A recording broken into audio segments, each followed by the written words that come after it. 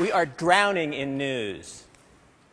Reuters alone puts out 3.5 million news stories a year. That's just one source. My question is, how many of those stories are actually going to matter in the long run? That's the idea behind The Long News. It's a project by the Long Now Foundation, which was founded by TEDsters, including Kevin Kelly and Stuart Brand. And what we're looking for is news stories that might still matter 50 or 100 or 10,000 years from now. And when you look at the news through that filter, a lot falls by the wayside. If you take the top stories from the AP this last year, is this going to matter in a decade?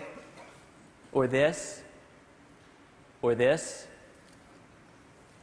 Really? Is this going to matter in 50 or 100 years? Okay, that was kind of cool.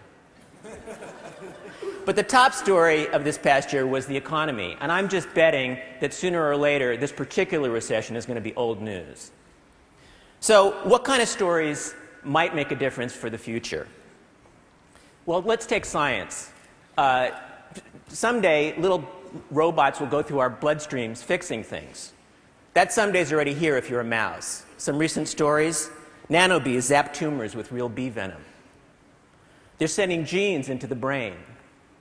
A robot they built that can crawl through the human body. What about resources? How are we going to feed 9 billion people? We're having trouble feeding 6 billion today.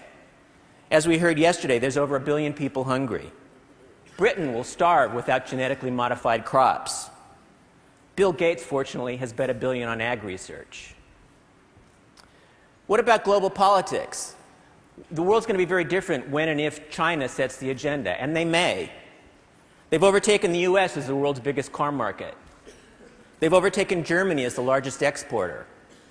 And they've started doing DNA tests on kids to choose their careers. We're finding all kinds of ways to push back the limits of what we know. Some recent discoveries: there's an ant colony from Argentina that has now spread to every continent but Antarctica. There's a self-directed robot scientist that's made a discovery. Soon, science may no longer need us.